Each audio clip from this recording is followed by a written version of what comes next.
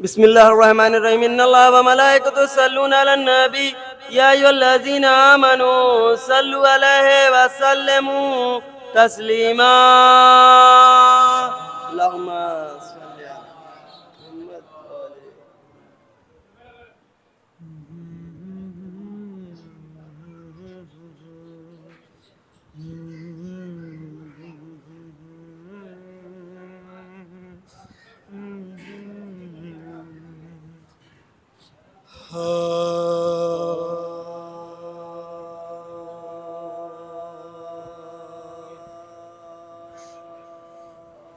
کربلا مدرسے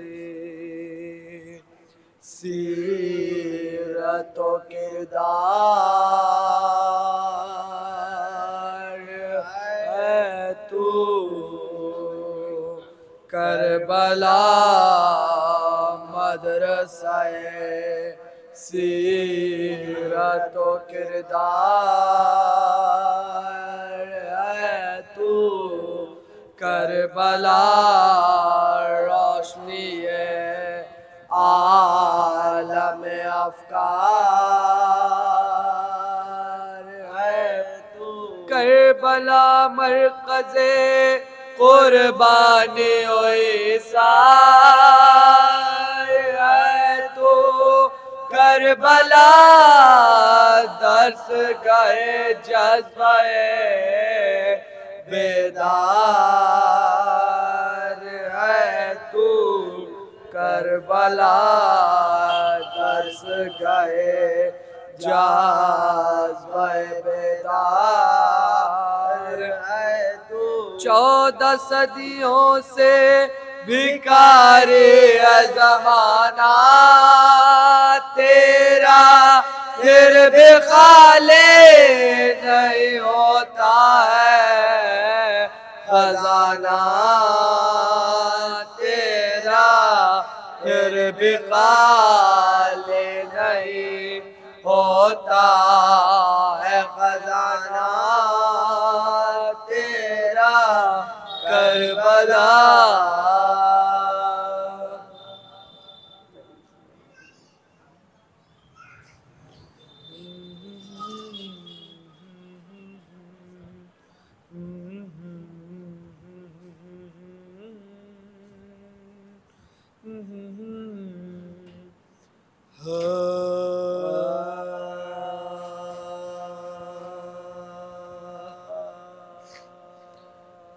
حامل سنت سرکار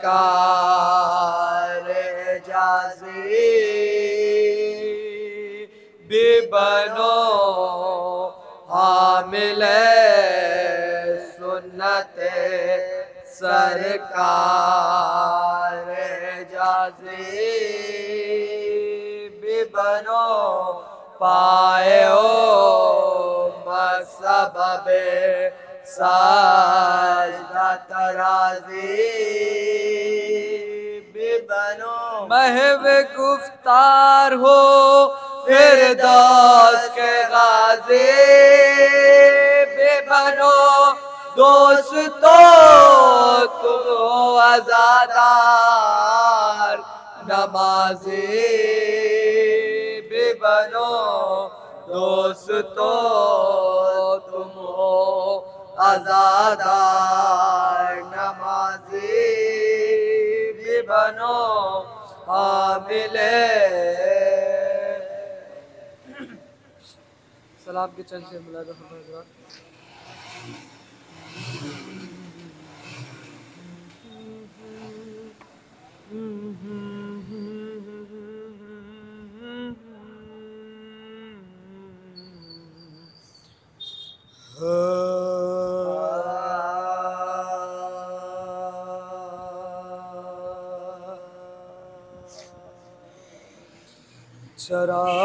چراغ یوں ہی نہیں جل گیا پیغمبر کا چراغ یوں ہی نہیں جل گیا پیغمبر کا دیا ہے خو ابو طالب نے اپنے گھر بھر کا چراغ یوں ہی نہیں جل گیا پیمبر کا ہوا اس کو بجھانا تمہارے بس میں نہیں ہوا اس کو بجھانا تمہارے بس میں نہیں چراغ ہے یہ رسالت ماب کے گھر کا چراغ یوں ہی نہیں جل گیا پیمبر کا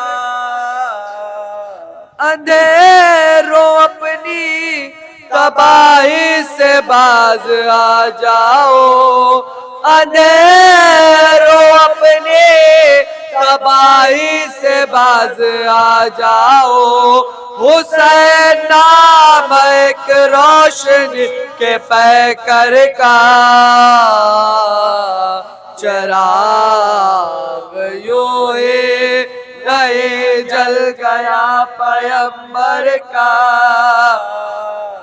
غم حسین ہو اس پر کہاں سر انداز غم حسین ہو اس پر کہاں سر انداز کہ جس کی آنکھیں ہو شیشے کے دل وہ پتھر کا چراغ یوں ہی نہیں جل گیا پیمبر کا جو صرف ایک تبسم سے جیت لے دنیا جو صرف ایک تبسم سے جیت لے دنیا جہاں میں ایسا ہے تنہا جہاد اصغر کا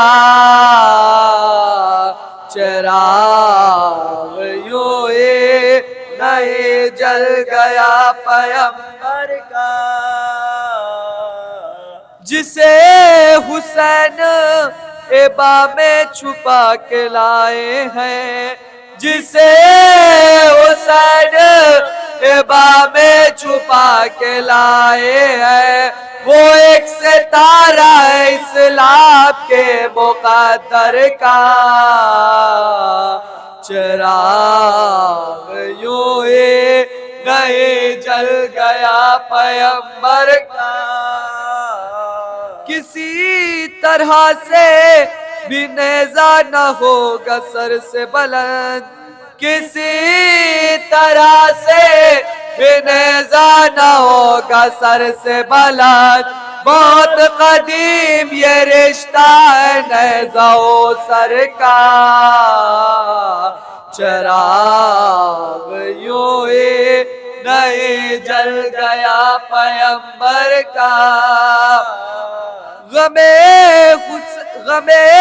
حسین میں پاگل علی کا دیوانہ غم حسین میں پاگل علی کا دیوانہ نہیں ہے ہوش کو اب خوف روز محشر کا چراغ یوں ہی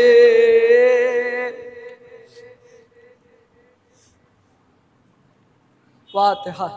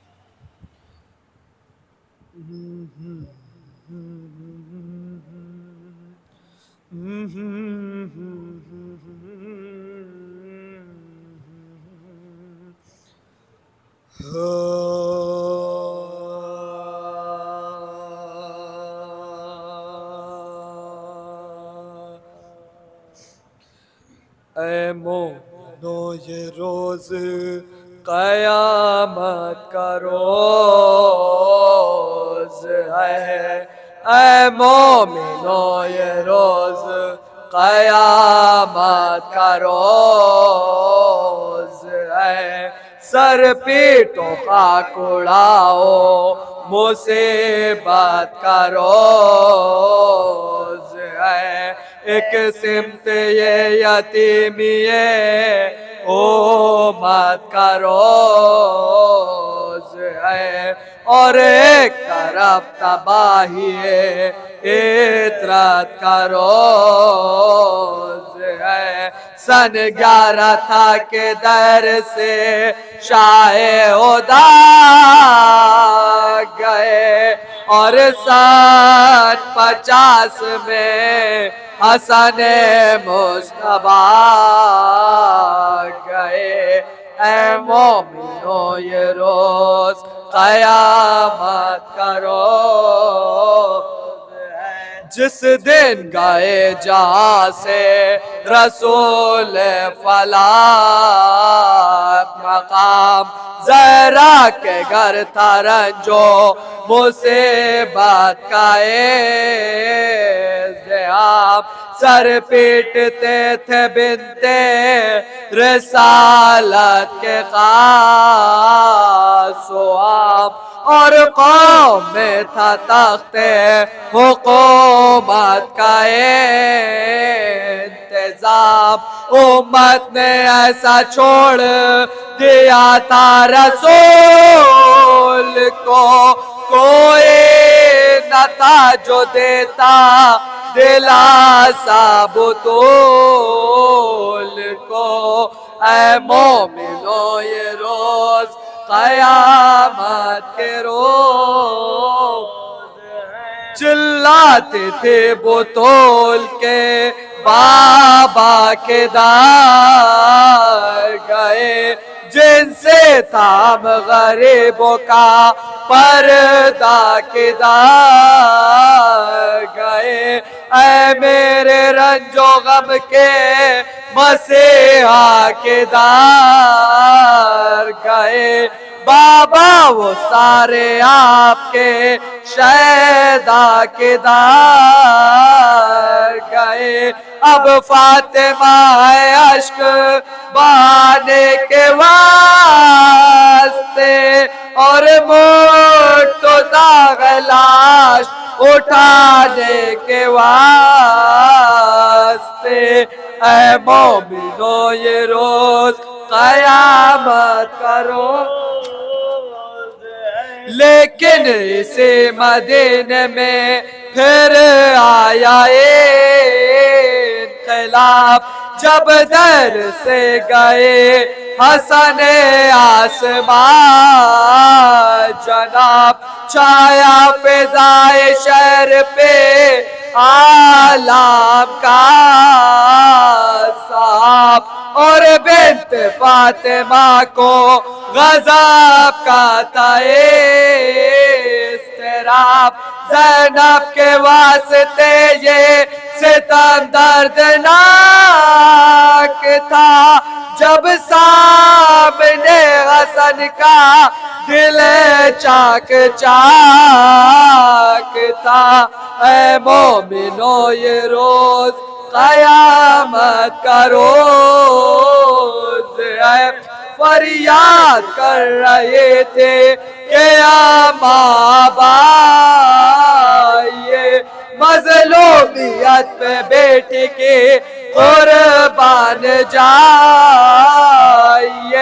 ممکن ہو گر تو بیٹی کے ہمت بڑھائیے، اپنے پہ سر کی لاش جگر سے لگا، میں کیا کہوں کہ کیا میرے دل کا ملال ہے، وہ دیکھیے جو لاشیں برادر کا حال ہے، میں کیا کہوں کہ کیا میرے دل کا ملال ہے، وہ دیکھیے جو لاشیں برادر درکار اے مومنو یہ روز.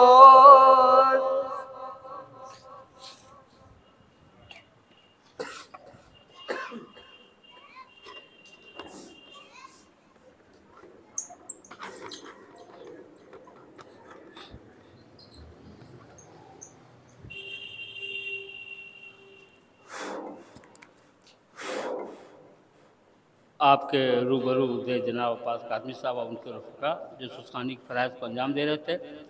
حضرات ہماری اس فہرست میں تین شعراء ہیں ان کا اسماء گرامی ہے شاعر رباعیت ایذان جون پوری، شاعر رباعیت عاقب برساوی، شاعر رباعیت منتظر جون پوری. میں گزارش کر رہا ہوں شاعر رباعیت ایذان جون پوری سے تشریف لائیں. نعرہ صلوات.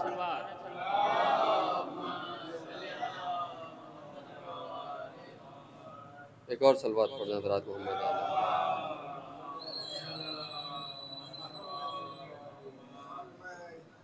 ایک اور صلوات پڑھنا حضرات محمد علیہ.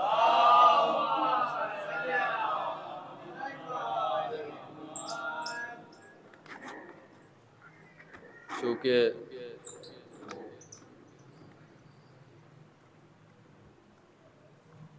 ایک اور صلوات پڑھنا حضرات محمد علیہ محمد.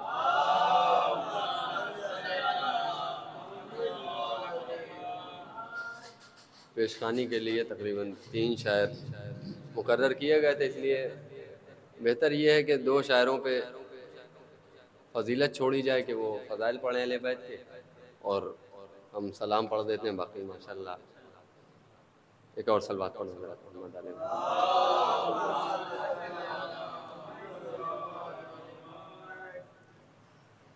مجرئی خلق میں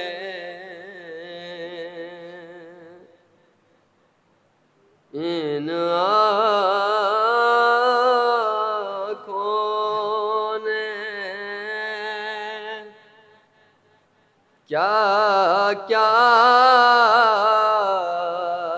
دیکھا،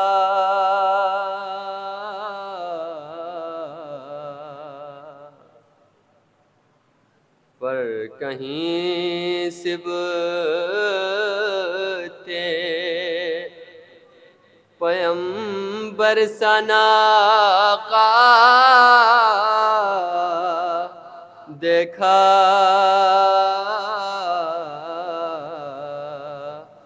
مجرئی خلق میں نے دیکھا عالم شاہ کو آلودہ خون.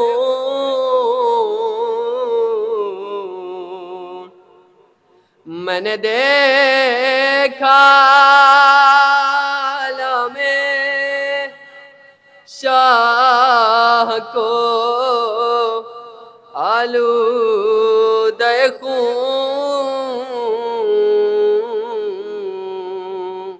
ارے میں نے نیزے پہ سرے دلبر زہرا دیکھا. مجرئی خلق میں نے دیکھا علی اصغر کا گلا خون میں تر.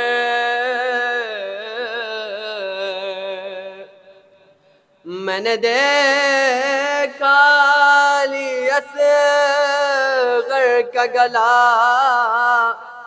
خون میں تر. میں نے عباس کو ریتی پر تڑپتا دیکھا. مجرئی خلق میں ایک شعر کی اور زحمت. ایک گٹھری شہدی پشت پہ لائے جس میں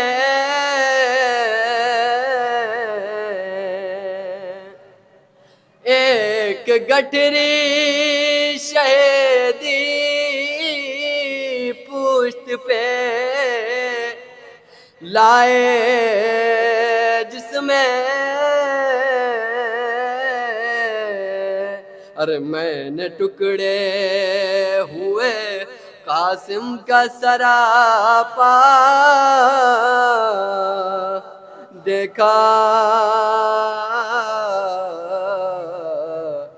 مجرے خلق میں ان آنکھوں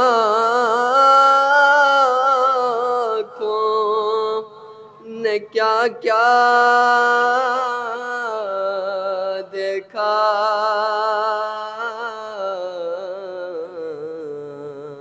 سلوات پڑھ جاتا ہے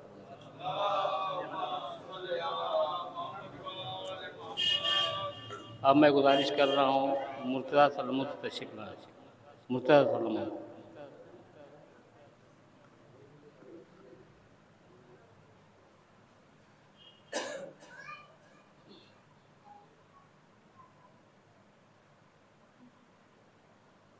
بلند ترین نعرے صلوات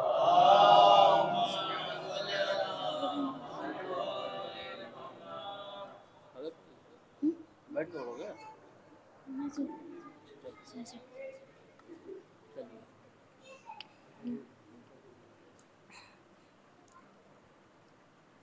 نعرہ سلوات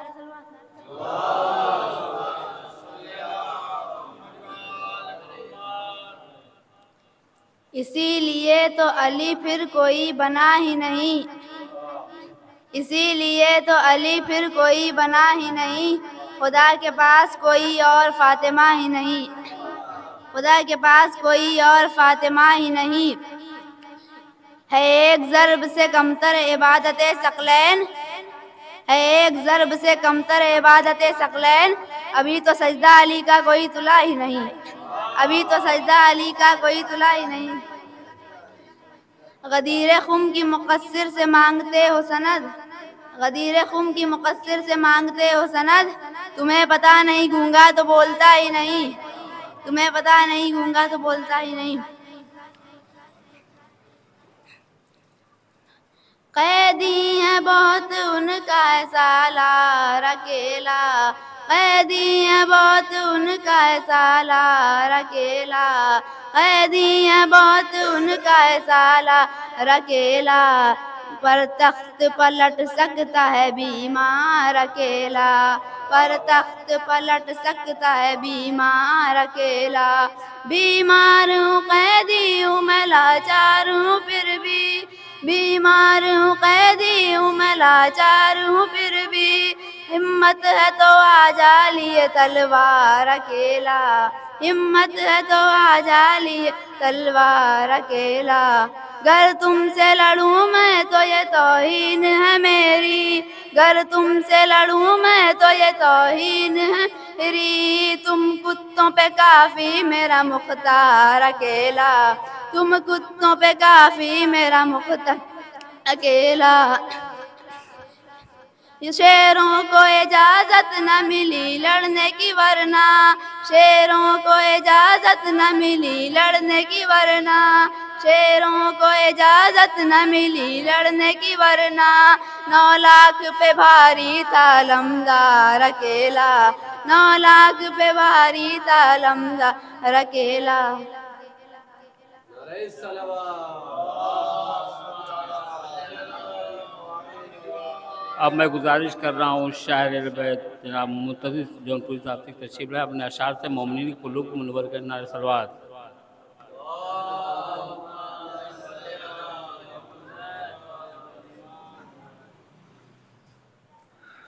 نعرہ صلوات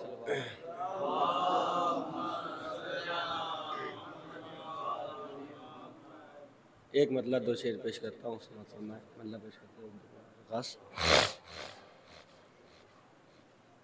ساتھ میں ناد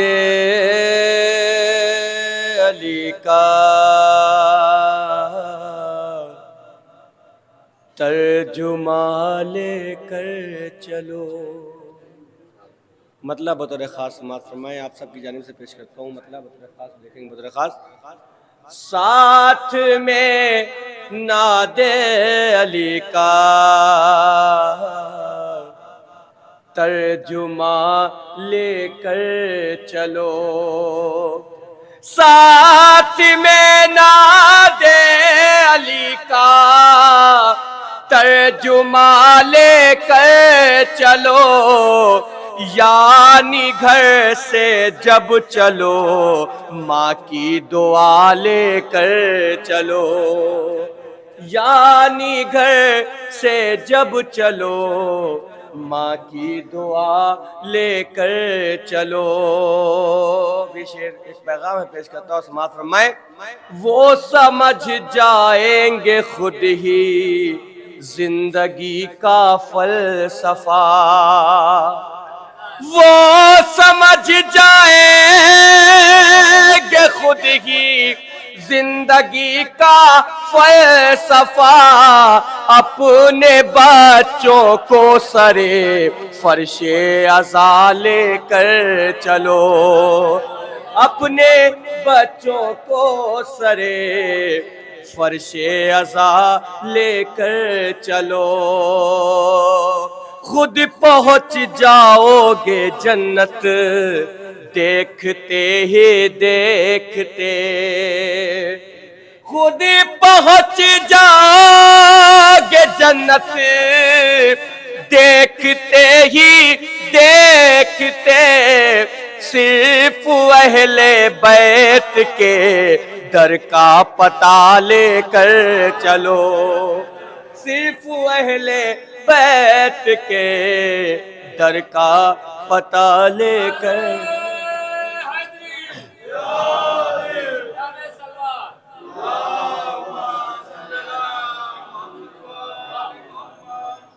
حضرات ایک ملت دردی شعر اور زحمت پیش کرتا ہوں. سماعت فرمائیں. بابا زبل نانے سلوات. ایک ملت. ان کے جیسا میرا کردار نہیں ہو سکتا، ان کے جیسا میرا، ان کے جیسا میرا کردار نہیں ہو سکتا. اب کوئی میسا میں تمار نہیں ہو سکتا، اب کوئی میسا میں تمار نہیں ہو سکتا. حق بیانی سے جو، حق بیانی سے جو گھبراتا ہے کچھ اور ہے وہ، عاشق حیدر قرار نہیں ہو سکتا، عاشق حیدر قرار نہیں ہو سکتا. خون میں جس کے طہارت نہیں پائی جاتی وہ کبھی حق کا پرستار نہیں ہو سکتا. اور یہ شعر بطور خاص سماعت فرمائیں پیش کرتا ہوں، پیش کر رہا ہوں. سماعت فرمائیں دیکھیں گے. بطور خاص پیش کرتا ہوں. گرجیا بطور خاص دیکھیے گا. رب کی مرضی تھی وہ بیمار ہوئے تھے ورنہ، رب کی مرضی تھی، رب کی مرضی تھی وہ بیمار ہوئے تھے ورنہ. جو مسیحا ہے وہ بیمار نہیں ہو سکتا، جو مسیحا ہے وہ بیمار نہیں ہو سکتا. اب یہاں پہ قافیے کے داد کہتا ہوں. ہاتھ دیکھے گا. وہ کبھی حق پرستار نہیں ہو سکتا.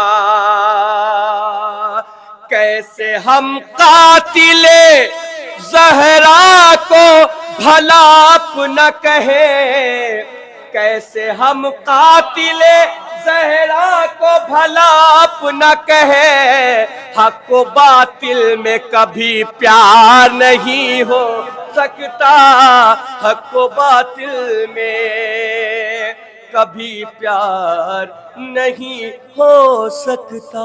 باواز بلند نعرے صاحب۔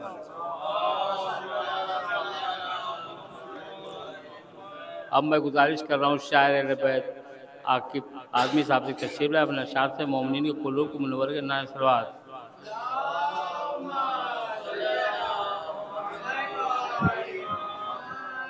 اسی میں دیکھیے کہ 2-3 شعر ایک مطلب سے 2-3 شعر بتا رہا ہوں۔ ہم تو ہر وقت تیرا ذکر کریں گے مولا، ہم تو ہر وقت تیرا ذکر کریں گے مولا، ساری دنیا بھی اگر بولے گی خنجر کی زبان، ساری دنیا بھی اگر بولے گی خنجر کی زبان، تو زلزلہ شام کے دربار میں آیا اس دم، زلزلہ شام کے دربار میں آیا اس دم، بولی زینب سر دربار جو حیدر کی زبان، بولی زینب سر دربار جو حیدر کی زبان۔ یہ شعر ملاحظہ کریے گا کہ بولی زینب سر دربار جو حیدر کی زبان، تو اب حبیب ابن مظاہر نہیں بوڑھے ہوں گے، اب حبیب ابن مظاہر نہیں بوڑھے ہوں گے، کربلا کھینچ کے لے آئی ہے سرور کی زبان، اب حبیب ابن مظاہر نہیں بوڑھے ہوں گے۔ آخری شعر سنیے، اب حبیب ابن مظاہر نہیں بوڑھے ہوں گے، کربلا کھینچ کے لے آئی ہے سرور کی زبان، بن کے آیا ہوں تیرے در پہ سوالی مولا، بن کے آیا ہوں تیرے در پہ سوالی مولا، میں تو گونگا ہوں مجھے دیجئے قمبر کی زبان، بن کے آیا ہوں تیرے در پہ سوالی مولا،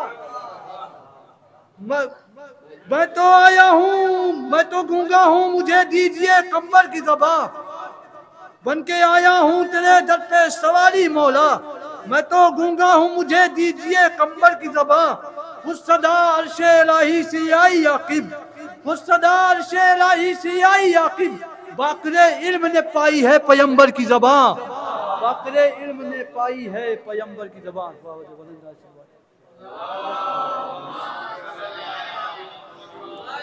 اب آپ کے سامنے روبرو ہونے جا رہے ہیں حجت اسلام والمسلمین عالی جناب مولانا محسن صاحب مشہدی، مدرس مدرسہ امام جعفر صادق، رونق افروز ممبر میں حاضرین مجلس گزارش ہے مولانا محسن صاحب۔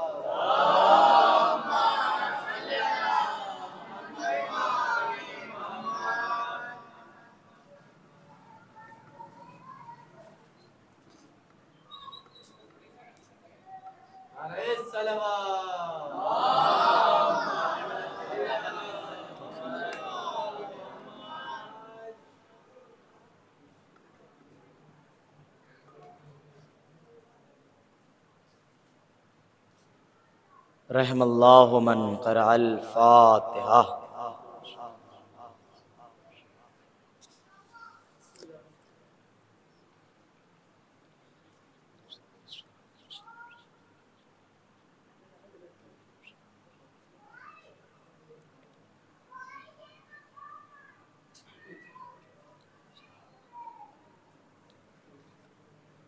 لا حول ولا قوة الا باللہ العلی العظیم۔ اعوذ باللہ من الشیطان الرجیم، بسم اللہ الرحمن الرحیم۔ نحمدک اللہم یا من نور قلوبنا بانوار المحبت العلویہ، واکمل لنا دیننا بالولایت المرتضویہ، واتم نعمتہ علینا بالہدایت الحیدریہ، ونصلی ونسلم علی الخاتم لما سبق والفاتح لمن غلق المعلن الحق بالحق والدافع الجيشات الأباطيل والدامغ سولات الأزاليل حبيبك وحبيبنا أبي القاسم محمد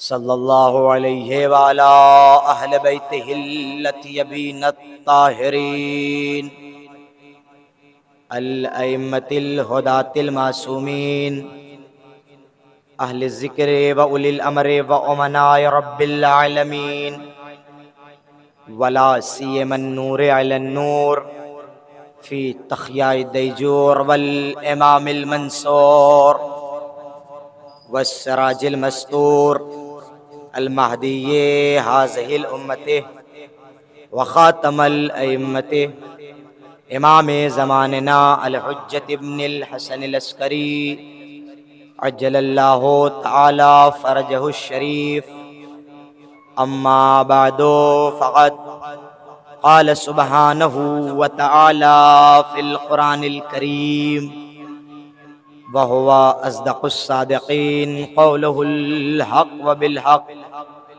بسم الله الرحمن الرحيم قل لا أسألكم عليه أجرا إلا المودة في القربى صلوات پڑھیں بر محمد وعلى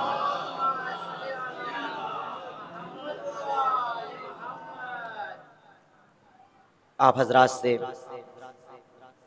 التماس ہے کہ ایک مرتبہ سورہ حمد اور 3 مرتبہ سورہ توحید کی تلاوت فرما کر مرحوم مغفور فصاحت حسین ابن محمد ذکی نفیس فاطمہ بنت مجتبی حسین کی ارواح کو ایصال فرمائیں۔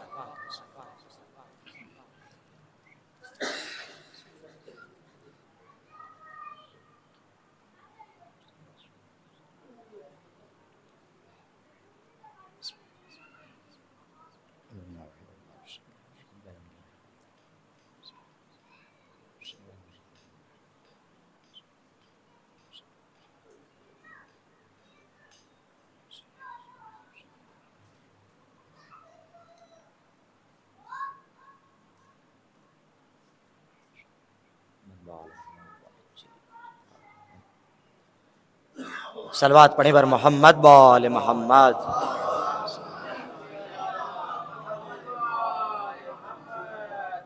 عزیزان ایمان، صاحبان علم و فہم، خالق کائنات بذریعہ پیغمبر عوام الناس کو متوجہ کر رہا ہے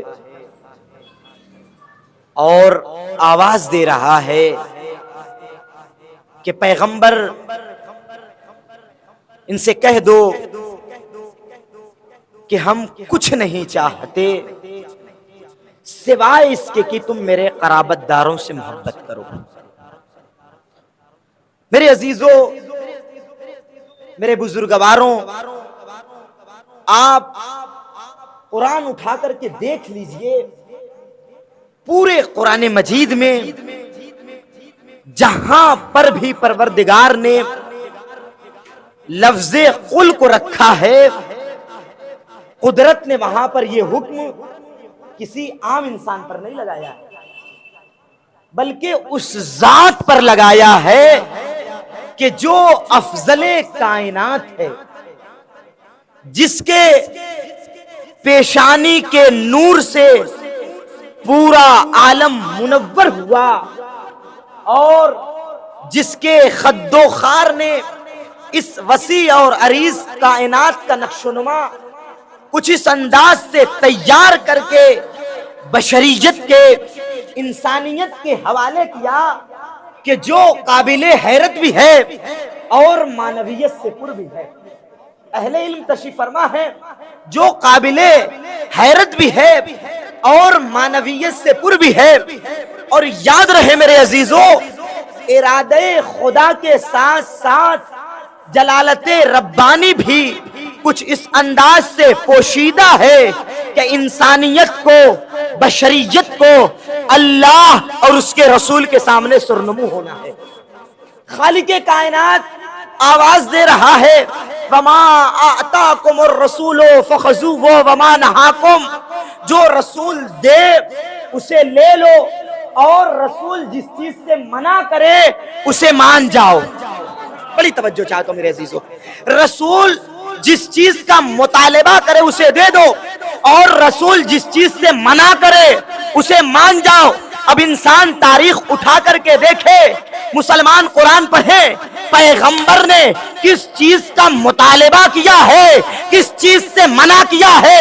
عجب نہیں کہ قرآن مجید کی آیت آگے بڑھے اور آواز دے قُل لَا أَسْأَلُكُمْ عَلَيْهِ أَجْرًا إِلَّا الْمَوَدَّةَ فِي الْقُرْبَى، میں کچھ نہیں چاہتا سوائے اس کے کہ تم میرے قرابت داروں سے محبت کرو۔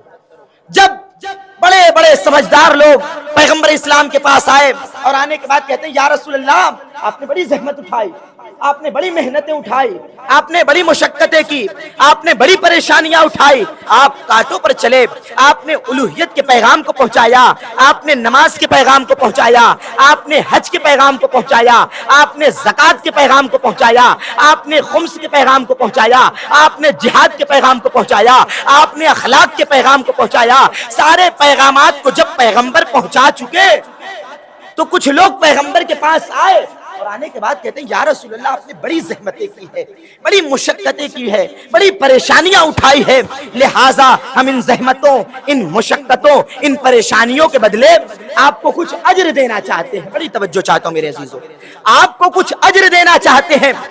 یہ لوگ اپنے فکر کے اعتبار سے، اپنی سطح کے اعتبار سے، اپنی عقل کے اعتبار سے سوچ رہے تھے پیغمبر باغ کا مطالبہ کریں گے، پیغمبر کھجور کا مطالبہ کریں گے، پیغمبر اونٹ کا مطالبہ کریں گے، پیغمبر زر کا مطالبہ کریں گے۔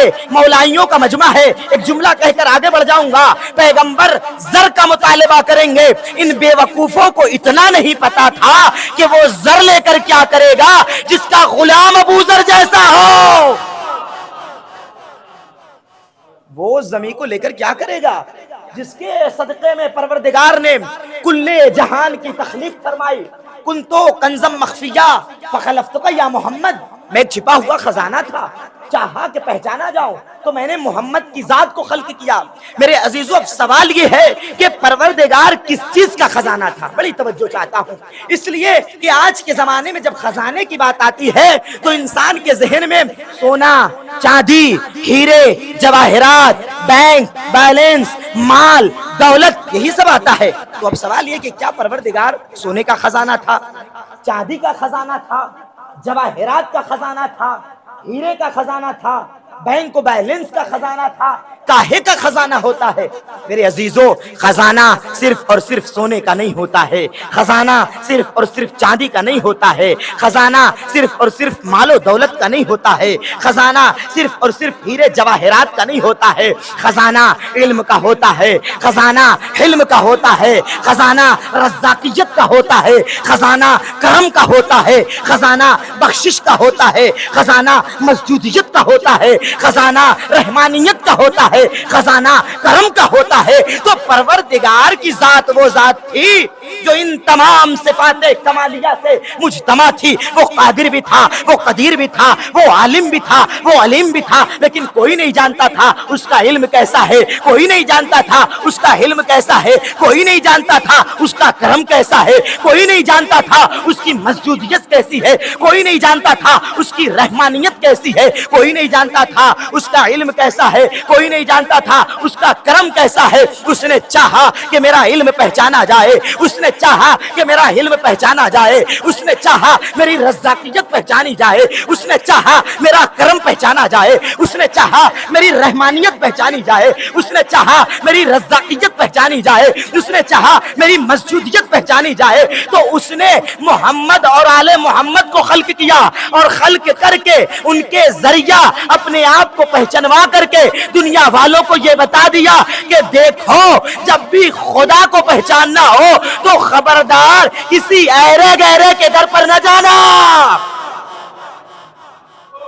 محمد کے در پر چلے آنا، خدا خود بخود سمجھ میں آ جائے گا۔ اس لیے کہ جس نے خدا کو محمد کے در سے پہچانا، کوئی ابو ذر بنا، کوئی سلمان بنا، کوئی مقداد بنا۔ میرے عزیزو، انسان اپنے سارے اعمال کو کیوں انجام دیتا ہے؟ تاکہ اسے جنت مل جائے۔ جنت تو پروردگار نے آپ کو پہلے ہی دے دیا ہے۔ طلب اس چیز کی کریے جس چیز کو اللہ نے آپ کے عمل کے اوپر رکھا ہے، اس لیے کہ جنت اللہ نے آپ کے حوالے کر دی ہے۔ اب آپ وہ اعمال انجام دیں کہ جس کی بنیاد پر جنت باقی رہے۔ کہیں ایسا نہ ہو ہمارے عمل سے جنت ہم سے دور ہو جائے۔ بڑی توجہ چاہتا ہوں، انسان سارے اعمال کو کیوں کرتا ہے؟ تاکہ جنت مل جائے۔ میرے عزیزو، انسان اگر اپنے اعمال کو اس طریقے کا بنا لے جس طریقے کا پروردگار چاہتا ہے، جس طریقے سے اس کا حبیب چاہتا ہے، جس طریقے سے انبیاء چاہتے تھے، جس طریقے سے ہمارے امام چاہتے ہیں، تو پھر انسان جنت کا مشتاق نہیں رہے گا، جنت اس کی مشتاق ہو جائے گی۔ کیسے؟ پیغمبر فرماتے ہیں تشتاق الجنہ الی الثلاثہ، جنت تین لوگوں کی محتاج ہے، سلمان، ابو ذر، مقداد۔ جب تک یہ لوگ جنت میں داخل نہیں ہوں گے اس وقت تک جنت پیاسی ہے۔ اچھا، ان لوگوں نے کیا کیا ہے؟ ان لوگوں نے اپنے اعمال کو ویسا بنایا جس طریقے سے اللہ چاہتا تھا، جس طریقے سے پیغمبر چاہتے تھے۔ ہر قدم جو یہ اٹھاتے تھے تو اٹھانے سے پہلے سوچتے تھے آیا اس عمل سے خدا راضی ہے یا نہیں ہے۔ اگر خدا راضی ہوتا تھا تو قدم کو آگے بڑھاتے تھے، اگر خدا راضی نہیں رہتا تھا تو اپنے قدم کو پیچھے ہٹا لیتے تھے۔ میرے عزیزو، انہوں نے اپنی زندگی کو ایسا بنایا، اس طریقے سے سجایا، اس طریقے سے سنوارا کہ جنت کے مشتاق یہ نہیں رہے، جنت ان کی مشتاق ہو گئی۔ ایک صلوات پڑھے بر محمد وآل محمد کا۔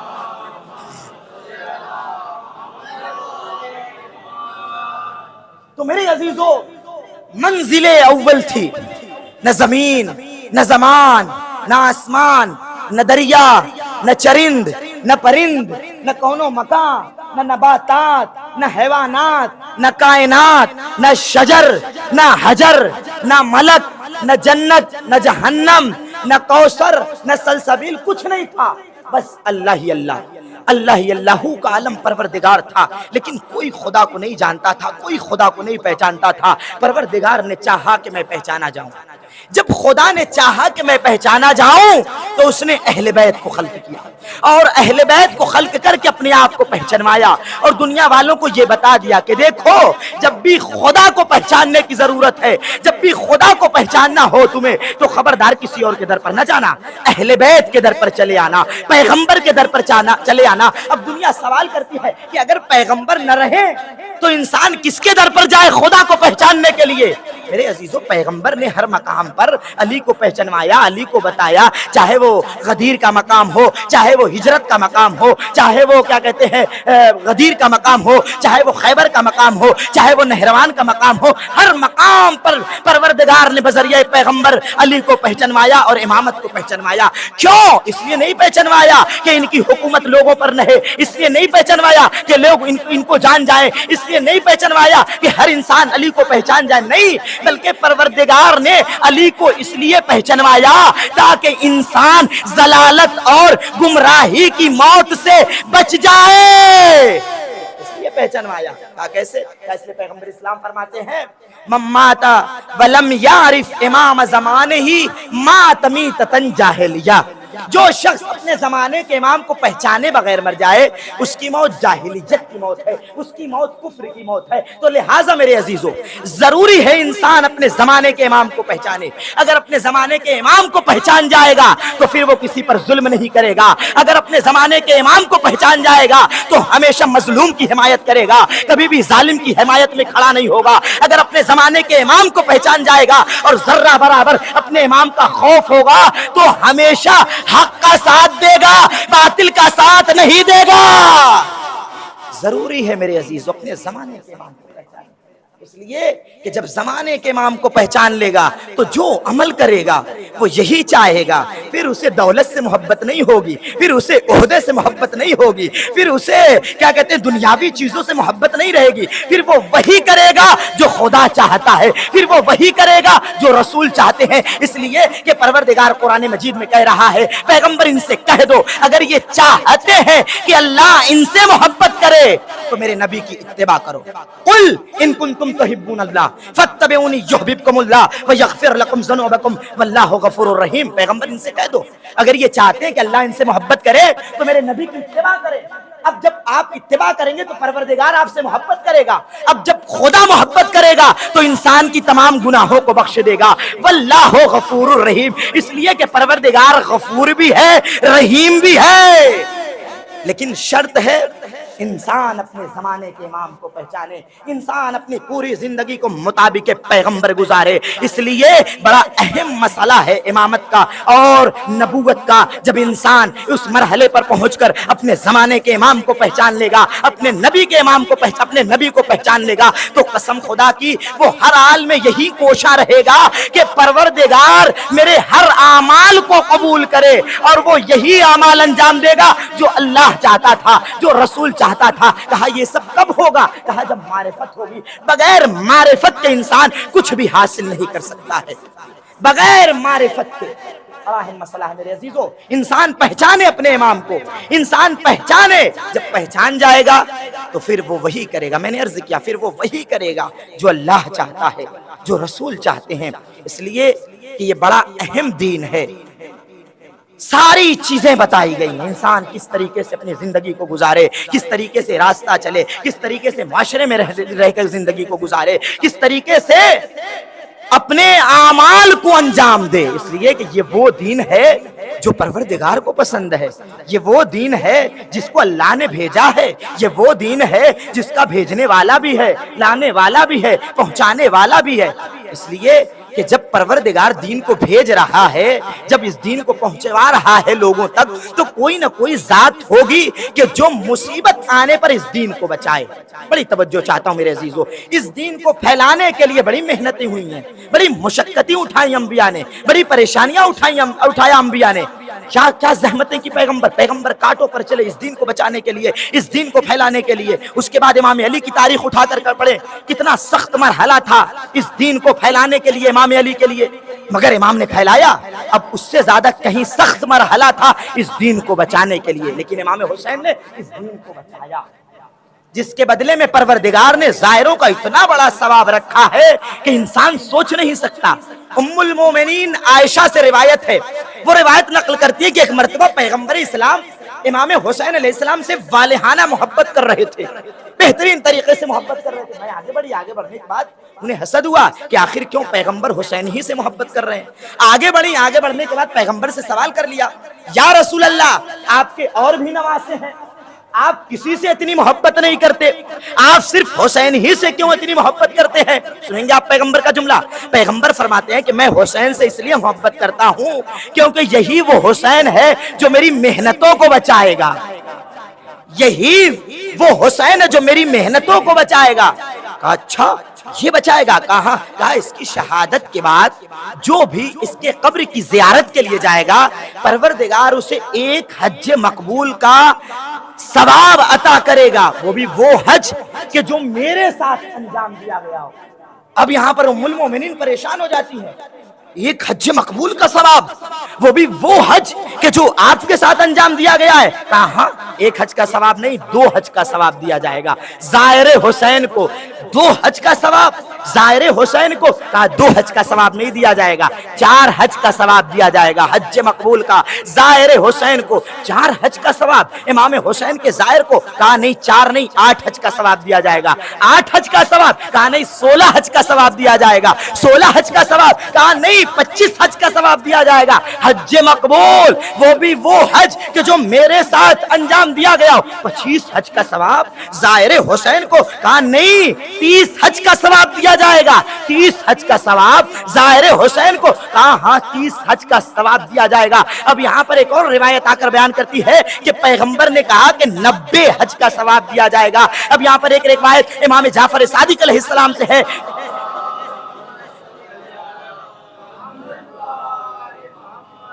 مولا فرماتے ہیں کہ 20 حج مقبول کا ثواب زائر حسین کو دیا جائے گا. یہ بات، یہ حدیث علامہ حلی تک پہنچی. وجہ سے علامہ حلی تک پہنچی. ایک مرتبہ علامہ حلی نے کہا، جب اس باب کو پڑھا، کہا کہ اگر میری ملاقات زمانے کے امام سے ہو جائے تو میں امام سے پوچھوں گا کہ جو آپ نے زیارت کے ابواب بیان کیے ہیں اور اس میں جو ثواب درج کیے ہیں، جو ثواب بیان کیے ہیں، کہاں تک کس طریقے سے ایک بار میرے لیے دوبارہ واضح کر دیں.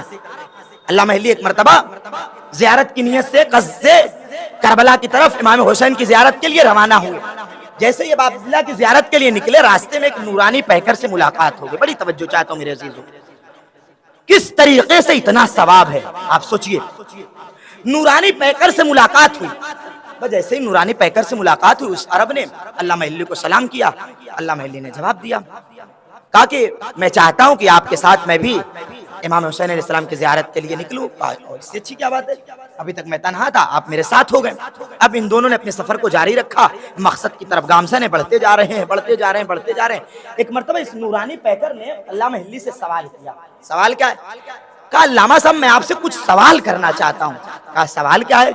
کہا کہ سوال کرنے سے پہلے ایک واقعہ سنانا چاہتا ہوں. کہا بالکل سناؤ. سنا واقعہ؟ کہا دیکھیں ایک بادشاہ تھا، بڑی توجہ چاہتا ہوں میرے عزیزوں، ایک بادشاہ تھا جو اپنے لشکر کے ساتھ، اپنی رعایا کے ساتھ، اپنے افواج کے ساتھ شکار پر نکلا. بس ایسے ہی بادشاہ شکار پر نکلا جنگل کی طرف. بہت شوق تھا بادشاہ کو. شکار کرتے کرتے ایک مرتبہ بادشاہ راستہ بھٹک گیا، اپنی رعایا سے دور، اپنے لشکر سے دور، جو بھی اس کے فوج کے لوگ تھے ان سے دور ہو گیا. بھٹکتے بھٹکتے ایک مرتبہ ایسی جگہ چلا گیا جہاں سے بادشاہ کا پلٹنا ممکن نہ ہوا. ایک دن گزرا، 2 دن گزرا، بادشاہ ہے، تخت ہے، حکومت ہے، رعایا ہے، لشکر ہے، سب کچھ ہے، لیکن بادشاہ کو اس وقت کس چیز کی ضرورت ہے؟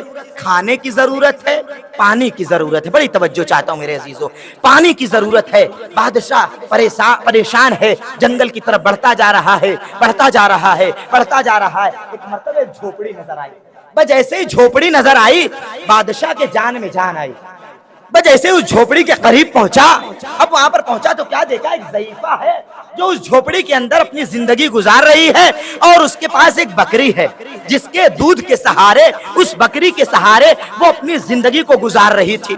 جیسے ہی بادشاہ وہاں پر پہنچا، بڑھیا سے کہتا ہے مجھے بہت تیز پیاس لگی ہوئی ہے. بڑھیا خیمے میں گئی، کاسے میں دودھ کو لیا، بادشاہ سلامت کے سامنے لا کر کے رکھ دیا. بادشاہ نے دودھ کو پیا. جب بادشاہ دودھ کو پی چکا، پھر بادشاہ کہتا ہے کہ مجھے بھوک بھی لگی ہوئی ہے. اچھا بڑھیا کرے تو کیا کرے؟ ایک ہی بکری، بڑی توجہ چاہتا ہوں میرے عزیزوں، ایک ہی بکری، اگر بکری کو ذبح کر دے تو یہ اپنی زندگی کو کس طریقے سے گزارے گی؟ اس لیے کہ جنگل ہے، کوئی سہارا نہیں ہے، کس طریقے سے یہ اپنی زندگی کو گزارے گی؟ بلخرے بڑھیا بکری کو پشت خیمہ پر لے کر کے جاتی ہے، اور جانے کے بعد ذبح کر دیتی ہے. گوشت کو بہترین طریقے سے بنایا، بنانے کے بعد بھننے کے بعد بادشاہ سلامت کے سامنے لا کر کے رکھا. جیسے ہی بادشاہ کے سامنے لا کر کے رکھا، بادشاہ نے گوشت کو کھایا. اب جب بادشاہ سیراب ہو چکا تو رعایا کے لوگ، لشکر کے لوگ ڈھونڈتے ڈھونڈتے بادشاہ تک پہنچ چکے. جیسے ہی بادشاہ کے قریب آئے، بادشاہ ان سے کہتا ہے سنو، 1000 درہم اس بڑھیا کو دے دو اور 1000 بکریاں اس بڑھیا کو دے دو. ٹھیک ہے، ہم ابھی دے دیں گے. ان دونوں قضیوں کو اس نورانی پیکر نے علامہ حلی کے سامنے رکھا. کہا اب آپ خود فیصلہ کریں، کیا دونوں کا عمل برابر ہے؟ توجہ چاہتا ہوں میرے عزیزو، شاید آپ پہنچ رہے ہیں. کیا دونوں کا عمل برابر ہے؟ بادشاہ نے جو اتنی بکریاں دی ہیں، کیا اسے اتنے ہی دینا چاہیے یا اور دینا چاہیے؟ اب علامہ نے کہا کہ دیکھو دونوں کا عمل الگ الگ ہے. بڑھیا نے بادشاہ کو اس وقت ذبح کر کے گوشت کو کھلایا جب بادشاہ کے پاس نہ حکومت تھی، نہ تاج تھا، نہ تخت، نہ رعایا، نہ لشکر کے لوگ، کچھ بھی نہیں تھا. بادشاہ کو اس وقت بس پانی کی ضرورت تھی، کھانے کی ضرورت تھی. لیکن اب بادشاہ سے اس کی رعایا کے لوگ مل چکے ہیں، لشکر سے وہ مل چکا ہے. اب جتنا بھی بادشاہ دے بڑھیا کو کم ہے. کہا کیوں؟ اس لیے کہ بڑھیا اگر بکری کو ذبح کر کے بادشاہ کے سامنے نہ رکھتی تو نہ آج حکومت ہوتی، نہ لشکر ہوتا، نہ رعایا ہوتی، نہ یہ تخت ہوتا، نہ تاج ہوتا۔ کہا یہ ثواب آپ کو سمجھ میں آ گیا، یہ بات سمجھ میں آ گئی امام حسین کے ظاہر کا ثواب، پھر آپ کو کیوں سمجھ میں نہیں آتا؟ اس لیے کہ حسین نے جو قربانی دے کر کے اس دین کو بچایا ہے، اگر قربانی نہ دیتے تو نہ آج اخلاق ہوتا، نہ آدم کی محنت ہوتی، نہ ابراہیم کی محنت ہوتی، نہ اسحاق کی محنت ہوتی، نہ یوسف کی محنت ہوتی، نہ پیغمبر کی محنت ہوتی۔ یعنی آدم سے لے کر کے خاتم تک کی جو محنتوں کو بچائے اسے حسین کہتے ہیں۔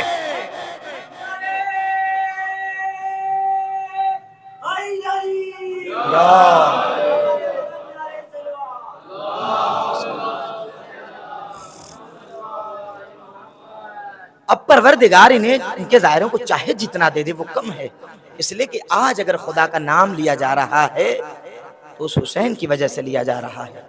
آج اگر ہمارے درمیان ذرہ برابر اخلاق کی جھلک نظر آ رہی ہے تو اس حسین کی قربانیوں کا نتیجہ ہے۔ آج ہمارے درمیان اگر اسلام باقی ہے تو اسی حسین کی وجہ سے باقی ہے۔ آج ہمارے درمیان اگر کعبہ باقی ہے تو اسی حسین کی وجہ سے باقی ہے۔ پیغمبر اسلام کعبے کے پاس سے گزر رہے تھے، جیسے گزرے ایک مرتبہ پیغمبر کی نگاہ خانہ کعبہ پر پڑی۔ جیسے پیغمبر کی نگاہ کعبے پر پڑی، پیغمبر نے کہا کہ یہ کعبہ یاد رکھنا، اللہ نے تیرا بڑا احترام رکھا ہے، لیکن ایک مومن کی عزت اور آبرو کو تیری عزت اور آبرو سے زیادہ رکھا ہے۔ ایک مومن کی عزت اور آبرو کو تیری عزت اور آبرو سے زیادہ رکھا ہے۔ میرے عزیزو، جب مومنین کا یہ عالم ہے تو امیر المومنین کا کیا مرتبہ ہوگا؟ جب مومنین کا یہ مرتبہ ہے، جب ساجدین کا یہ مرتبہ ہے تو سید الساجدین کا کیا مرتبہ ہوگا؟ اب میرے عزیزو، میں نے بھی عرض کیا تھا کہ امام جعفر صادق علیہ السلام سے ایک روایت تھی، مولا نے اپنے اصحاب سے پوچھا تم نے کتنا حج کیا ہے؟ اس نے کہا کہ مولا میں نے ابھی تک 19 حج کیا ہے۔ کہا ایک حج اور جا کر کے کر لو تاکہ تمہارا ثواب زائر حسین کے برابر ہو جائے۔ ملاحظہ فرمائیے آپ کتنا اہم مرحلہ، آپ اپنی منزلت کو پہچانے حسین کے ظاہروں کی، لیکن کب؟ کہا جب انسان معرفت سے زیارت کرے گا۔ اس لیے اگر معرفت سے جب حسین کی زیارت کرے گا تو پھر اس کی پوری زندگی بدل جائے گی۔ میرے عزیزو، انسان کی زندگی کو بدلنے کے لیے ضروری نہیں ہے کہ انسان پورا قرآن پڑھے، ضروری نہیں ہے کہ جتنی احادیث آئی ہوئی ہیں ساری حدیثوں کا مطالعہ کرے، ضروری نہیں ہے کہ پورا دن جا کر مجلسوں میں گزارے۔ نہیں میرے عزیزو، ایک حدیث انسان کے اندر انقلاب پیدا کر سکتی ہے، ایک آیت انسان کی پوری زندگی بدل سکتی ہے۔ ایک مجلس اگر انسان معرفت سے سن لے تو قسم خدا کی اس کی پوری زندگی بدل جائے گی۔ ایک لمحہ اگر معرفت سے غور کر لے، اگر ذہن کو بیدار کر کے سوچ لے تو قسم خدا کی پوری تقدیر بدل جائے گی۔ تاریخ اٹھا کر کے دیکھیں، پیغمبر کے بہت سے ایسے صحابی ایک آیت نے ایسا اثر دکھایا کہ جو اپنے زمانے کے بڑے بڑے ڈاکو تھے لیکن ایسا بدل گئے، ان کے یہاں ایسی تبدیلیاں آ گئیں کہ انسان سوچنے پر قاصر ہو گیا، انسان سوچنے پر مجبور ہو گیا۔ ارے صاحب، ان کے یہاں ایسی تبدیلی، لیکن شرط یہ ہے انسان کی فکر بیدار ہو، شعور بیدار ہو۔ یہ سب کب ہوگا؟ کہا جب انسان کے اندر خوف خدا ہوگا۔ اگر خدا کا خوف نہیں ہے تو وہ سب کچھ بھی کر سکتا ہے۔ میرے عزیزو، اگر انسان کے اندر خدا کا خوف نہیں ہے نا تو اپنے زمانے کے امام کو قتل کر دیتا ہے۔ خوف خدا اگر نہ ہو، ضروری ہے انسانوں کے لیے اس کی فکر بیدار ہو، شعور بیدار ہو، معاشرے میں مارے بصیرت کے ساتھ اپنی زندگی کو گزارے، واقعاً سوچے کیا صحیح ہے کیا غلط ہے۔ اللہ نے ہر انسان کے پاس عقل دی ہے، ہر انسان کو عقل سے نوازا ہے، ہر انسان کو پورا اختیار ہے سوچنے کا۔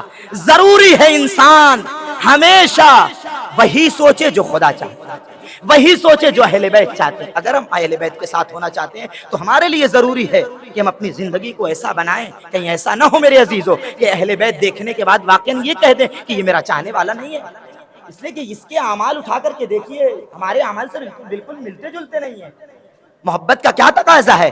محبت کا دنیا کی محبت آپ اٹھا کر کے دیکھ لیں، آپ جس سے محبت کرتے ہیں انسان چاہتا ہے، پوری کوشش کرتا ہے کہ اس کے مطابق اپنی زندگی کو گزارے، وہ عمل کرے جو اس کا عاشق یا وہ عمل کرے جو اس کا عاشق چاہتا ہے۔ تو اس پروردگار جس نے ہمارے لیے زمین کو خلق کیا، آسمان کو خلق کیا، درخت کو خلق کیا، چرند و پرند کو خلق کیا، کون و مکان کو خلق کیا، نباتات کو خلق کیا، حیوانات کو خلق کیا، کائنات کو خلق کیا، شجر کو خلق کیا، کیوں؟ انسانوں کے لیے، سب کچھ انسانوں کے لیے۔ تو انسان کے لیے کیا ضروری ہے؟ انسان اپنی زندگی کو واقعاً ویسے گزارے جس طریقے سے اللہ چاہتا ہے، جس طریقے سے اس کا رسول چاہتا ہے۔ اگر انسان واقعاً ویسے زندگی کو گزارنے لگے گا تو قسم خدا کی امام کا مقصد بھی پورا ہونے لگے گا، خدا کا مقصد بھی پورا ہونے لگے گا۔ امام حسین خدا کے مقاصد کو بچانے کے لیے، یہ مجلس حسین کا مقصد نہیں تھا، یہ مقصد تک پہنچنے کا راستہ ہے۔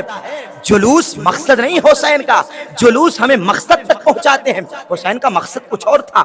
حسین کے 4 مقاصد تھے، 5 مقاصد کے علماء بیان کرتے ہیں، جن میں سے پہلا مقصد حسین کا تھا، امام حسین کا پہلا مقصد تھا امر بالمعروف نہی عن منکر۔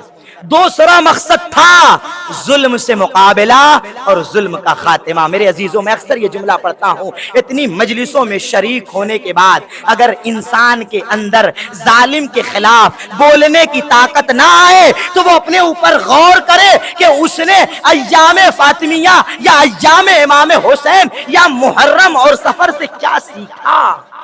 اس لیے کہ محرم پیغام دیتے ہیں، یہ ایام پیغام دیتے ہیں۔ آج جو کچھ بھی ہمارے پاس ہے انہی محرم اور سفر کی وجہ سے ہے۔ امام خمینی فرماتے ہیں کہ جو کچھ بھی آج ہمارے پاس ہے یہ سب ان ایام کی وجہ سے ہے، محرم کی وجہ سے ہے، سفر کی وجہ سے۔ امام کا دوسرا مقصد تھا ظلم کا مقابلہ اور ظلم سے خاتمہ۔ امام کا تیسرا مقصد تھا اللہ کی راہ میں شہادت کا جذبہ، اپنی جان کو قربان کر دینا۔ امام کا چوتھا مقصد تھا اسلامی حکومت کی بنیاد رکھنا، نانا کی سنت کو زندہ کرنا، اور نانا کی سنت کے ساتھ ساتھ اپنے بابا کی سنت کو زندہ کرنا۔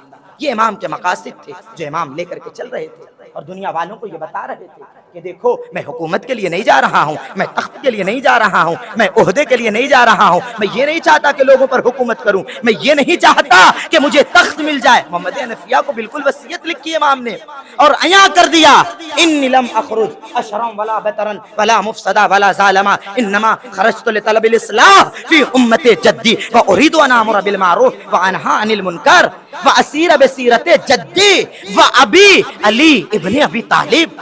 امام نے بتا دیا میں سرکشی کے لیے نہیں جا رہا ہوں، میں ظلم برپا کرنے کے لیے نہیں جا رہا ہوں، میں فساد برپا کرنے کے لیے نہیں جا رہا ہوں۔ امام نے بالکل عیاں کر دیا دنیا کے سامنے، سب کچھ بتا دیا، میں فساد برپا کرنے کے لیے نہیں جا رہا ہوں، امر بالمعروف کرنے کے لیے جا رہا ہوں، اپنے نانا کی سنت کو زندہ کرنے کے لیے جا رہا ہوں، اور نانا کی سنت کے ساتھ ساتھ بابا کی سنت کو زندہ کرنے کے لیے جا رہا ہوں۔ امام تمام مقاصد کو لے کر کے چلے اور دنیا والوں کو پیغام دیا اور بتایا۔ میرے عزیزوں، سب کچھ پیغام پہنچا چکے، لیکن جن کو عمل کرنا تھا، جس کو امام سے سیکھ کر امام کے ساتھ ہونا تھا، وہ کربلا میں امام کے ساتھ ہو گئے، اور جن کو نہیں سیکھنا تھا، بصیرت جس کے پاس نہیں تھی، امام نے بلایا۔ بہت سے ایسے لوگ ہیں جو امام کے پاس ساتھ، امام کا ساتھ ان لوگوں نے نہیں دیا، امام کے پاس نہیں آئے۔ بہت ضروری ہے میرے عزیزوں معرفت امام۔ اگر انسان اپنے زمانے کے امام کو نہیں پہچانتا ہے اور اس دنیا سے چلا جاتا ہے تو اس کی موت جہالت کی موت ہے، اس کی موت گمراہی کی موت ہے، اس کی موت ضلالت کی موت ہے۔ کتنا اہم مسئلہ ہے امامت کا۔ اگر ضلالت کی موت سے بچنا چاہتے ہو تو اپنے زمانے کے امام کو پہچانو، اگر گمراہی کی موت سے بچنا چاہتے ہو تو اپنے زمانے کے امام کو پہچانو، اگر کفر کی موت سے بچنا چاہتے ہو تو اپنے زمانے کے امام کو پہچانو۔ اگر انسان اپنے زمانے کے امام کو نہیں پہچانتا ہے تو پھر امام کو قتل کرنے کے لیے کربلا تک پہنچ جاتا ہے۔ کتنی مصیبتیں ہوئیں، حسین نے سب کچھ قربان کر دیا، لوگ پہچان جائیں، اس لیے نہیں پہچانوایا کہ پہچاننے کے بعد میرا احترام کرے، نہیں، لوگ پہچان جائیں تاکہ ضلالت کی موت سے بچ جائیں۔ ہر مقام پر حسین نے اپنے آپ کو پہچانوایا، لیکن میرے عزیزوں اس طریقے سے دنیا والوں نے نہیں پہچانا جس طریقے سے پہچاننے کا حق تھا۔ سب کچھ قربان کر دیا حسین نے، اکبر کی قربانی پیش کر دی، اون محمد کی قربانی پیش کر دی، عباس کو قربان کر دیا، پیغمبر کی شہادت ابھی کل تھی میرے عزیزو، آپ نے خوب ماتم کیا، خوب گریہ کیا. وہ پیغمبر جنہوں نے بڑی زحمتیں، مشقتیں، پریشانیاں اٹھائی، لیکن پیغمبر کے ساتھ کیا سلوک ہوا؟ تاریخ اٹھا کر کے دیکھیں کیا برتاؤ ہوا پیغمبر کے ساتھ. پیغمبر کا جنازہ اٹھانے والے کتنے لوگ تھے؟ 11 افراد تھے. 11 افراد، روایت کرتی 11 سے لے کے 13 لوگ تھے پیغمبر کا جنازہ اٹھانے والے. پنجتن میں یہ پہلا جنازہ اٹھ رہا ہے جس کو اٹھانے، کہاں گئی وہ امت؟ بڑا اعتراض تھا نا، کہاں گئی وہ امت؟ 11 سے 13 افراد پیغمبر کا جنازہ اٹھا رہے ہیں. پیغمبر گریہ کر رہے ہیں، روتے جا رہے ہیں. ایک مرتبہ جناب زہرا اپنے بابا کے پاس آتی ہیں اور آنے کے بعد کہتی ہیں بابا آپ اتنا کیوں گریہ کر رہے ہیں؟ کہا بیٹی مجھے اس وقت تمہارے ماں کی وصیت یاد آ رہی ہے. خدیجہ نے مجھ سے کہا تھا یا رسول اللہ فاطمہ کو کبھی تنہا نہ چھوڑیے گا. یا رسول اللہ آپ کے پاس جو کچھ بھی ہے سب کچھ فاطمہ کے حوالے کر دیجئے گا. میرے عزیزو پیغمبر کا جنازہ کیسے اٹھنا چاہیے تھا، لیکن ہائے مظلومیت پیغمبر کا جنازہ اٹھانے والے 11 سے 13 لوگ تھے. پیغمبر کے بعد، پیغمبر کی شہادت کے بعد 75 یا 95 دن کے بعد زہرا کا جنازہ اٹھا. ہائے غربت زہرا، رات کی تاریکی میں فاطمہ کا جنازہ اٹھا. اٹھانے والے 6 افراد تھے. اب پنجتن میں اہل بیت میں تیسرا جنازہ علی کا جنازہ اٹھ رہا ہے. اے میرے عزیزو اہل سنت کی روایت کے مطابق علی کا جنازہ اٹھانے والے 2 لوگ تھے. امت کو بڑا اعتراض تھا نا، اہل بیت ہمیں نہیں بتاتے، اہل بیت ہمیں نہیں بلاتے. اب چوتھا جنازہ اہل بیت میں سے حسن کا جنازہ ہے جو امت نے اٹھایا ہے. لیکن کیا سلوک ہوا؟ ارے گھر سے جنازہ نکلا، خدا نہ کرے کسی کا جنازہ گھر سے نکلنے کے بعد دوبارہ واپس آئے. جیسے ہی حسن کا جنازہ نکلا، حسن کے جنازے پر تیروں کی بارش ہوئی. اے عزاداروں، اب جو جنازہ دوبارہ واپس آیا، ایک مرتبہ بہن نے بھائی کے جنازے کو دیکھا. دیکھنے کے بعد ایک جملہ کہتی ہے اے بھیا میں نے تو اپنے بھائی حسن کو سفید کفن پہنا کر بھیجا تھا.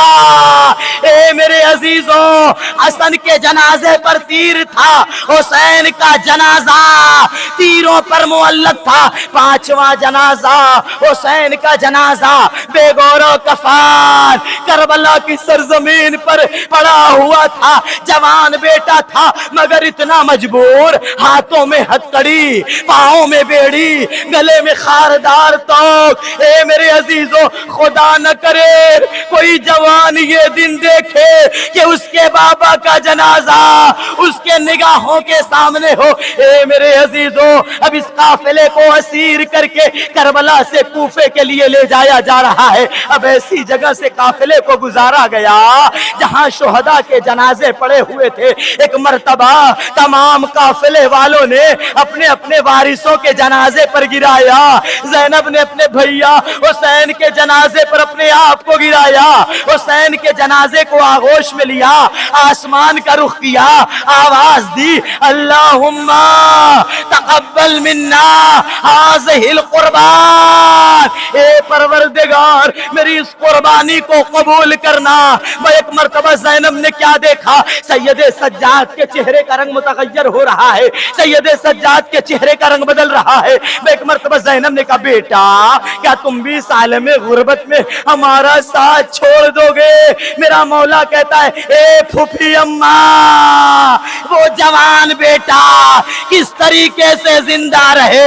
ارے جس کے بابا کا لاشا بے گور و کفن کربلا کی سرزمین پر تڑپ رہا ہے، جوان بیٹا ہے مگر اتنا مجبور، ہاتھوں میں ہتکڑی، پاؤں میں بیڑی، گلے میں خاردار توق. واہ غربتا، واہ حسینا، واہ مظلوما سیعلم الذین ظلموا. بار الہ تجھے واسطہ محمد اور آل محمد کا ہمارے اس مختصر سی عبادت کو قبول عطا فرما. پروردگار تجھے واسطہ محمد اور آل محمد کا جہاں جہاں بھی شیعان حیدر کرار ہیں ان کی جان مال عزت آبرو کی حفاظت فرما پروردگار تجھے واسطہ محمد اور آل محمد کا جہاں جہاں بھی شیعان حیدر کرار ہیں ان کی حفاظت فرما یا اللہ تجھے واسطہ محمد اور آل محمد کا مراجع کرام کا سایہ ہمارے سروں پر برقرار رکھنا پروردگار تجھے واسطہ محمد اور آل محمد کا اس زمانے کی سب سے افضل سب سے بہتر جو دعا ہے وقت کے امام زمانہ کے ظہور میں تعجیل فرما اور ان کے غلاموں میں شمار کرنا ماتم حسین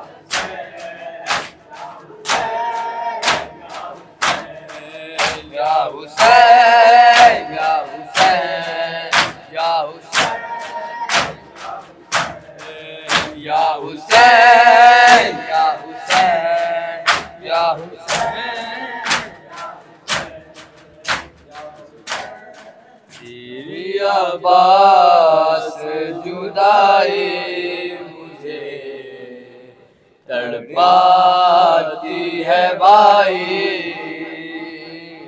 تیری عباس جدائی مجھے تڑپاتی ہے بھائی، تیری عباس جدائی مجھے تڑپاتی ہے بھائی، تیری عباس جدائی مجھے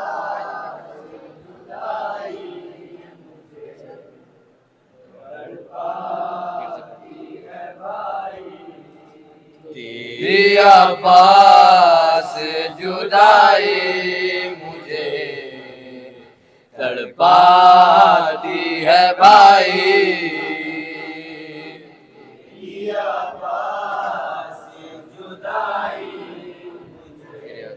مجھے تڑپاتی ہے بھائی، تیرے آسرے پہ غازی میں کربلا دی آئی، تیری عباس جدائی تڑپاتی ہے بھائی، تیری عباس جدائی مجھے تڑپاتی ہے بھائی، تیری عباس جدائی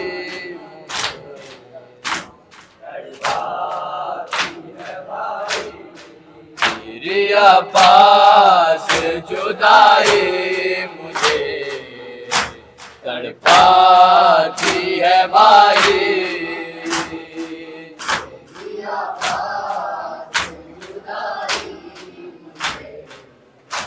تڑپاتی ہے بھائی، تیرے آسرے پہ غازی میں کربلا دی آئی، تیری عباس جدائی مجھے تڑپاتی ہے بھائی، تیری عباس جدائی مجھے تڑپاتی ہے بھائی، عباس جدائی مجھے تڑپاتی ہے بھائی، سامنے میرے رہے مرتے بھتیجے بیٹے، سامنے میرے رہے مرتے بھتیجے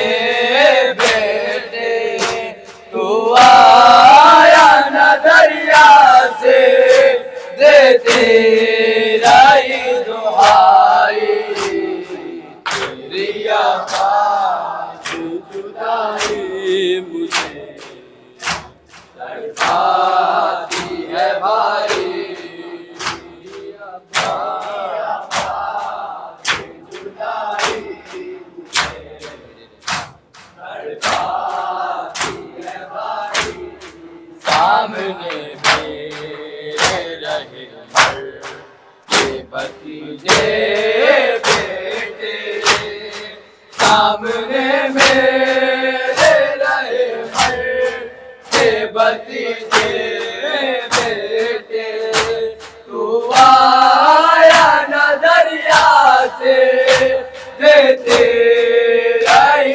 دعائی، تیری عباس جدائی مجھے تڑپاتی ہے بھائی، تیری عباس جدائی مجھے تڑپاتی ہے بھائی، فکر مجھ کو ہے رضا کی نا فکر ہے اس کی، فکر مجھ کو ہے رضا کی نا فکر ہے اس کی، تیری قضا نے مقتل میں جس کی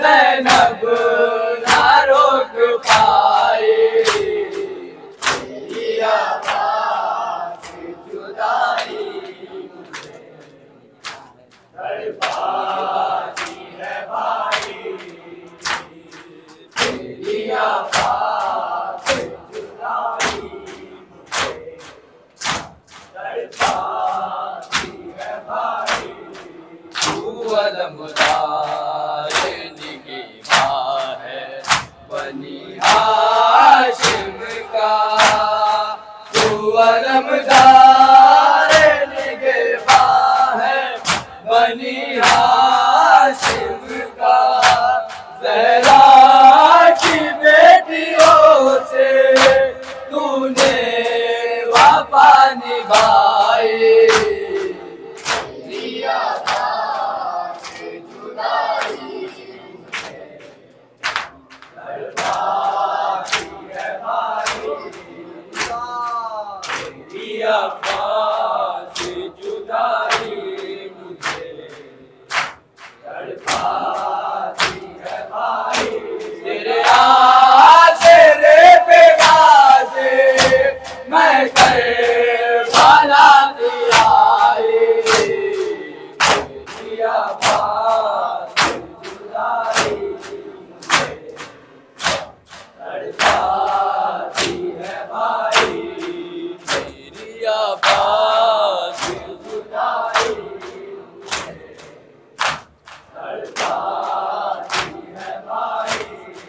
کیسے مارا ہے تیرے بات مسلمانوں نے، کیسے مارا ہے تیرے بات مسلمانوں نے، رو رو شعر لکھے گا امت کی بے وفائی،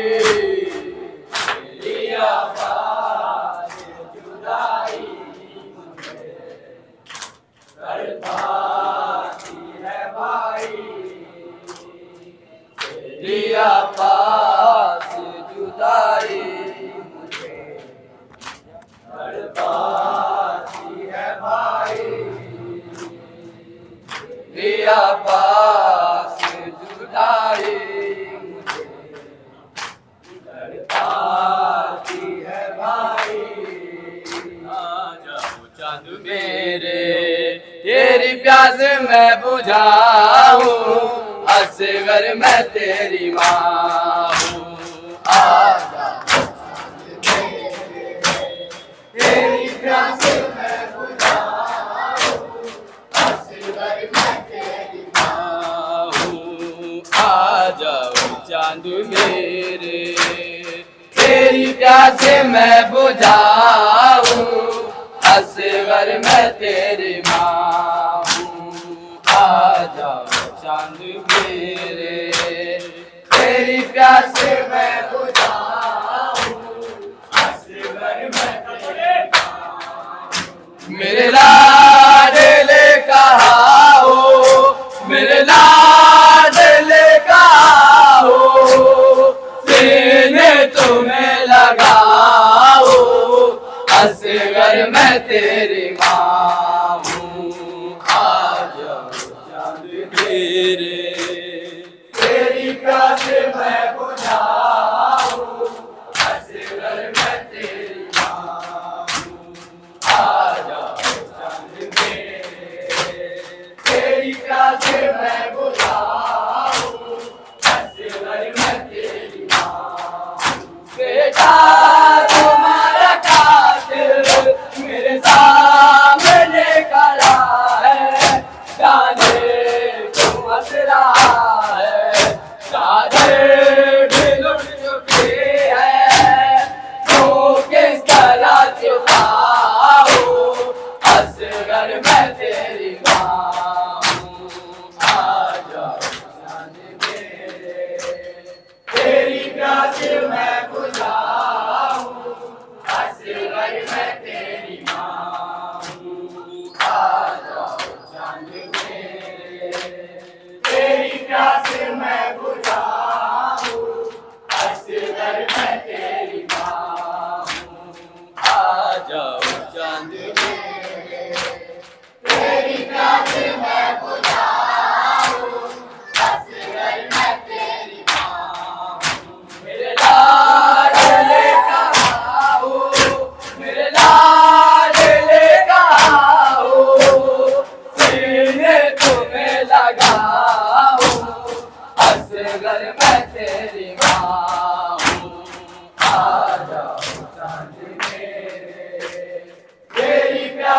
میں بجھاؤں اصغر میں تیری ماں ہوں آ جاؤ چاند میرے تیری پیاس میں بجھاؤں اصغر میں تیری ماں ہوں تیرے جھولے کو سکینہ رو رو کے چومتی ہے تجھے گھر میں ڈھونڈتی ہے تیری موت کی خبر میں کیسے اسے سناؤں اصغر میں تیری ماں ہوں آ جاؤ جان میرے تیری پیاس میں بجھاؤں اصغر میں تیری ماں ہوں آ جاؤ چاند میرے تیری پیاس میں بجھاؤں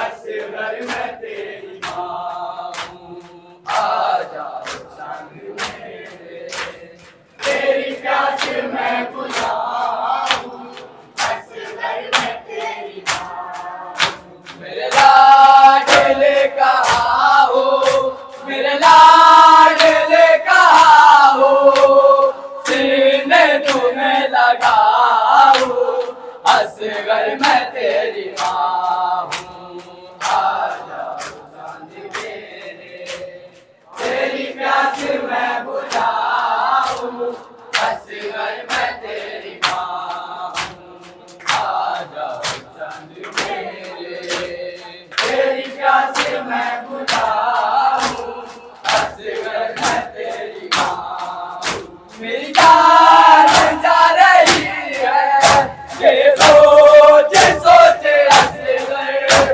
اس پھول سے گلے پر یہ تیرے کیسے جھیلا بہنوں کو کیا بتاؤں اصغر میں تیری ماں ہوں آ جاؤ چاند میرے تیری پیاس میں بجھاؤں اصغر میں تیری ماں ہوں آ جاؤ چاند میرے تیری پیاس میں بجھاؤں اصغر میں تیری ماں ہوں میرے لاڈلے کہاں ہو میرے لاڈلے کہاں ہو سینے تمہیں لگاؤں اصغر میں تیری ماں ہوں آ جاؤ چاند میرے تیری پیاس میں بجھاؤں اصغر میں تیری ماں ہوں آ جاؤ چاند میرے تیری پیاس میں بجھاؤں اصغر میں تیری ماں ہوں جھولے کے ساتھ بیٹا میرے ہاتھ جل گئے ہیں سارے بھی ہنس رہے ہیں تیری آخری نشانی کس طرح سے بچاؤں اصغر میں تیری ماں ہوں آ جاؤ چاند میرے تیری پیاس میں بجھاؤں اصغر میں تیری ماں ہوں آ جاؤ چاند میرے تیری پیاس میں بجھاؤں اصغر میں تیری ماں ہوں میرے لاڈلے کہاں ہو میرے لاڈلے کہاں ہو سینے تمہیں لگاؤں اصغر میں تیری ماں ہوں آ جاؤ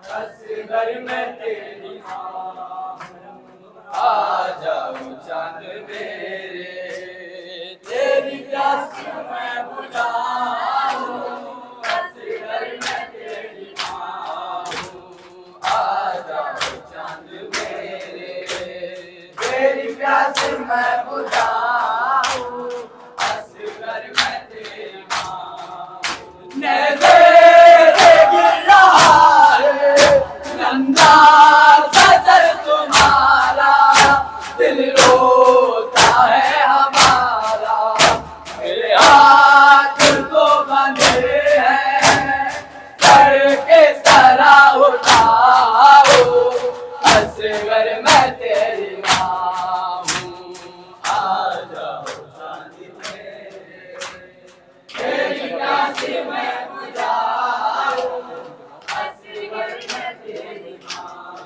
وہ عابد بیمار تھا وہ عابد بیمار تھا وہ عابد بیمار تھا وہ عابد بیمار تھا چلنے سے جو لاچار تھا چلنے سے جو لاچار تھا اور شام کا بازار تھا اور شام کا بازار تھا اور مصطفیٰ کی بیٹیاں ہے زینب ہے شام ہے زینب ہے شام ہے زینب ہے شام ہے زینب ہے شام شبیر کی وہ لاڈلی شبیر کی وہ لاڈلی سینے پہ جو شاہ کے پلے سینے پہ جو شاہ کے پلے وہ جیسے ابا بن میں جلے جیسے ابا بن میں جلے وہ پر تمام چھوٹے نشان ہے زینب ہے شام ہے زینب ہے شام ہے زینب ہے شام ہے زینب ہے شام رو کر کہے قاسم کی ماں رو کر کہے قاسم کی ماں مارا گیا قاسم جوان مارا گیا قاسم جوان اے لال میں ڈھونڈوں کا اے لال میں ڈھونڈوں کا مہندی تیری صحرا تیرا ہے زینب ہے شام ہے زینب ہے شام ہے زینب ہے شام شام غریب آچا گئے شام غریب آچا گئے عابد کو غیرت کھا گئے عابد کو غیرت کھا گئے وہ پہرے پہ زینب آ گئے پہرے پہ زینب آ گئے عباس اکبر کا ہے زینب ہے